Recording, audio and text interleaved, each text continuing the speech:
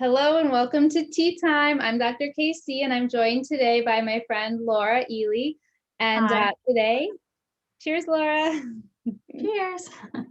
And today we're going to talk about dandelion tea. And then we're going to chat with Laura. She's a health coach and she has some wonderful insights into healthy living and supporting our health so that we can be our best. So let's start with talking about tea.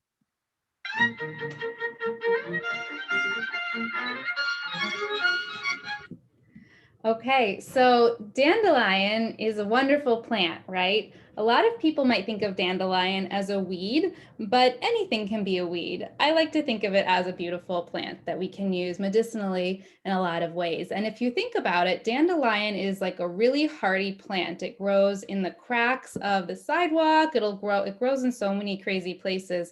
And it also comes back even after people try to trim it out and spray all sorts of stuff on it. It comes back. It's really hardy. And so we can kind of benefit from that medicinally when we use dandelion in certain ways because it can kind of give us some of that hardiness, that sturdiness when we need a little bit more strength. So the tea itself for dandelion, it's a richer, deeper, kind of earthier tea. It has a little bit of a bitter taste. And I should actually mention there are different types of dandelion tea.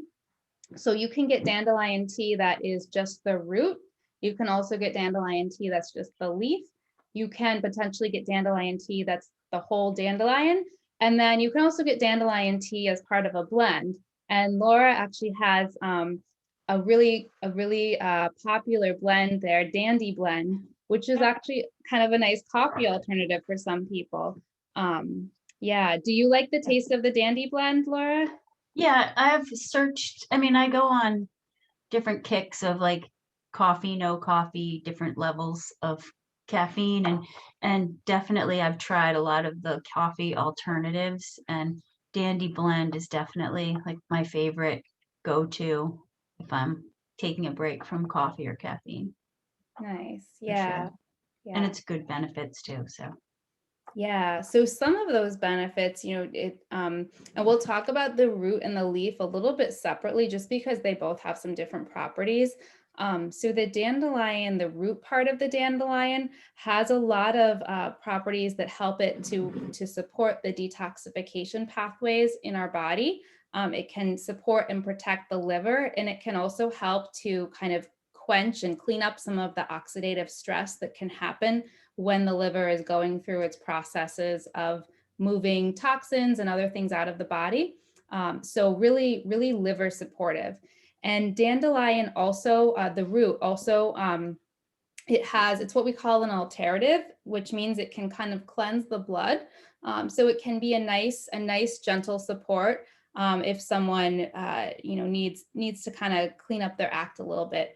I would recommend using it in that way with someone knowledgeable about herbs if you wanted to, but it is a nice kind of blood cleanser as well. And then dandelion can also support the flow of bile from the gallbladder. So that can be a health benefit for some people. If you have gallbladder concerns, you should probably check with someone knowledgeable about herbs or your doctor before using it too much if you have that going on. Tea is a pretty gentle way to use dandelion, but it's better to just be safe there. And it is also dandelion also it's a bitter and you can taste the bitterness if you bite into it or if you sip on some dandelion tea. So the bitter part of dandelion, and we get that in the leaf also, that can really support and stimulate digestion and your digestive enzymes to be produced. So then that's kind of the root. So really detox supportive, helps to kind of cleanse the blood and also the body through the liver. And then the leaf has diuretic properties, so it can help you to potentially to lose a little bit more water. You're going to be urinating more if you're drinking a lot of dandelion leaf tea. So you do want to be cautious with that if you're using a lot of dandelion leaf, and check with your doctor. You can also use the leaf. You can cook with it like in sauteed greens or with other greens. You could blend it. You could freeze the greens, the dandelion leaves, and use them in another way in a stew or something. Really flexible. And you can harvest the leaves yourself if you want. I mean, dandelion grows all over the place, but if you do that, make sure you're only getting dandelion from somewhere where it's not going to be sprayed with any pesticides or herbicides or any type of chemicals at all. Like no fertilizer stuff sprinkled on it. Go out in the woods, even somewhere in nature where there's been none of that, and grab it from there if you wanted to try it that way. I love the Latin name for dandelion. It's Taraxacum officinalis, but the Taraxacum part, I just love it. So when I see dandelions, I think those are little Taraxacums.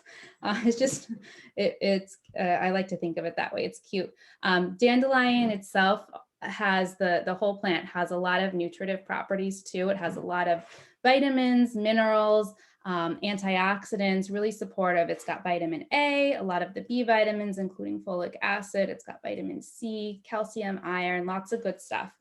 So just giving us lots of benefit. And part of that, speaks to the sturdiness of the plant, really. So it's a beautiful, beautiful plant. We know it well around here in Connecticut. Laura, is there anything you'd like to add about dandelion? I was just gonna say, I will have plenty soon. So if we want to come harvest some over here and make a recipe of some sort, Awesome. I will have plenty because I don't put anything on my yard. Yeah, awesome. Mhm. Yay. Cheers to dandelion. Okay. Mhm. So Laura again is a health coach, and she really embodies just healthy living. She's very active and very food nutrition conscious, and just really really takes care of herself very well. So she's got some really great insights in addition to her professional work supporting people's health. She really models it too. So Laura, what maybe made you get into health coaching, and how do you work with people? What are some of the different ways? Um, well, I mean, I think part of how I got into health coaching is just not having like a good model growing up as far as like, I mean, I don't know that it was all that popular in the 70s, 80s. And so I was always kind of like drawn to like the health food stores. So just as I got older, I just got more interested in nutrition and really making that connection between like food and mood, and knowing that and lifestyle, and knowing that if I ate well and exercised and had kind of a mindfulness practice, that I could really like feel a lot better than if you know sit around and eat. So yeah, so that's kind of where it started. But now working with people, I do cooking classes, and I've done some group programs, one-on-one, um, you know, kind of the, I guess, normal avenues. It's just a matter of, connecting with someone, and, each knowing it's a good connection to work together. Mm, yeah. It's a little, and I was gonna say it's a little different too, as you know, with COVID, not just like meeting up with people like we used to. So it's a little different, but a lot of things through Zoom too. Like Zoom, I think a lot of people have embraced this technology because it allows us to be together but not in the same space. Mm-hmm. Yeah, definitely, definitely.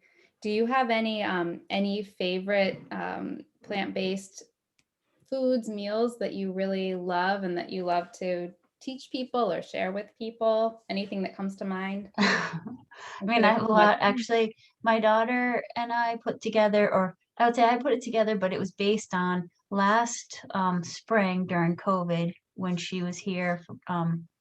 Her college semester was here. It kind of became like a daily ritual. Once she was done with schoolwork, like what were we going to make and for dinner? And so she's really good at finding recipes or like building on the ones that I've already, found. And so,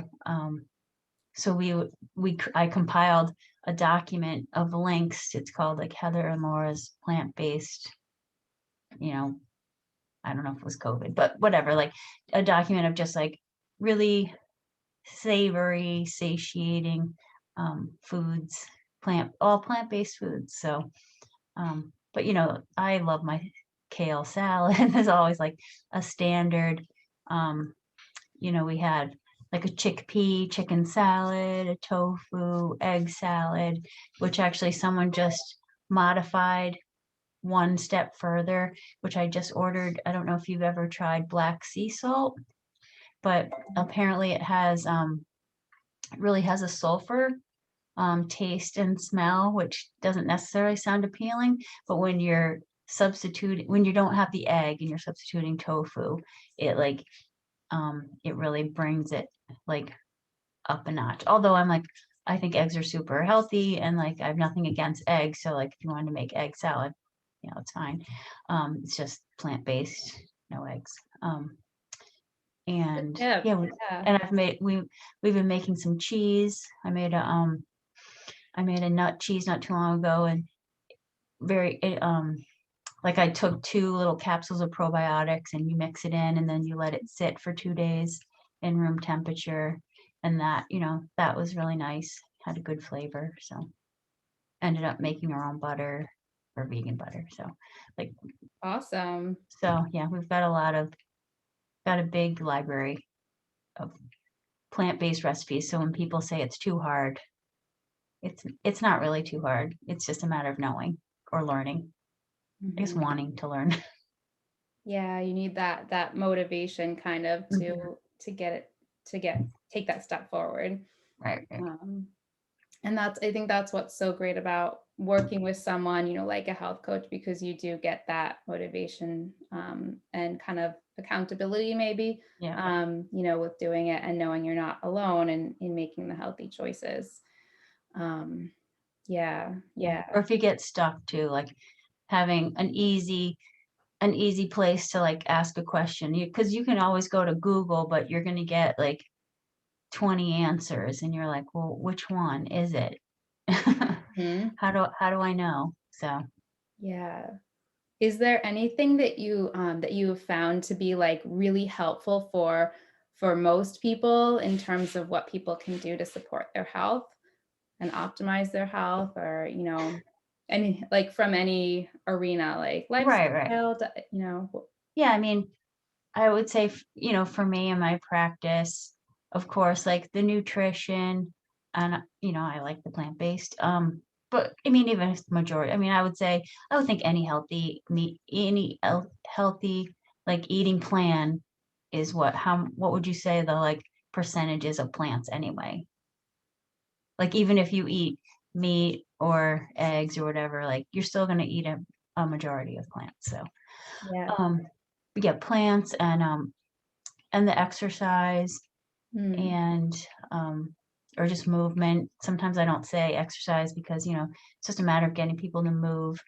Um, and along with that, like sitting is the new smoking. So like mm. again, move. And then Especially this past year, right, right. know? So I'll and then mindfulness, having some kind of like relaxation, stress reduction. And Mm, then I know we've talked about before, like the Beamer, the German technology that improves blood flow and microcirculation. So adding all those pieces together really helps optimize. And we've worked together and done the DNA analysis and, with different herbs. So like there's so many things people can really do, to dial in and really help their health. yeah, yeah. I think just what you said earlier, just taking that first step kind of and being empowered and recognizing that there are a lot of different tools to help you however it makes sense for you as an individual. Um, and I know you have an individualized approach to supporting people too. Yeah, yeah. Awesome. Awesome. Awesome. Is there anything you'd like to share before we wrap up? Any other tips or nuggets of wisdom, insight? What you shared was awesome already. Yeah, no, just, I mean, it's just about like tiny little steps. So like, people are like, oh, I don't want to exercise. I don't want to, just going out and moving, committing to 5 minutes, or like, when you want to start a new habit too, like making them small, because like small changes over time can make big impacts. Mhm. So I always like to use the example, because I don't know how you are with like big projects. Sometimes I decide I need 8 hours to do a project, and who has 8 hours? So, my husband's really good about breaking things down. And so like when he wanted to build a bridge out in our woods over a stream, like every day over the course of a month, he would bring a piece of wood and a nail and or two nails, and he would like add to the bridge. And so Mm, over the course of the time, now we have 3 bridges. But that's he didn't beautiful. but he I didn't love spend a it. day or 2 days all consumed with these bridges. He just slowly, built on them daily. So I try to remember that in a lot of the things I do, that it doesn't have to be all or nothing. It can be like little steps. Yeah. Yeah. I love that. And he built 3 bridges, not just one piece at a time. That's a Hmm. beautiful metaphor. Thank you for sharing. Oh, sure. And thank you for being here Thank you. for tea time. Oh, well, thank you for having me. Yeah. Hope to see you in person one of these days. Yeah, that would be nice. Another walk. Yep. Cheers to you. And I'll post Cheers. your contact info below in case anyone would like to contact you. Okay. Thank you. Happy tea. You too.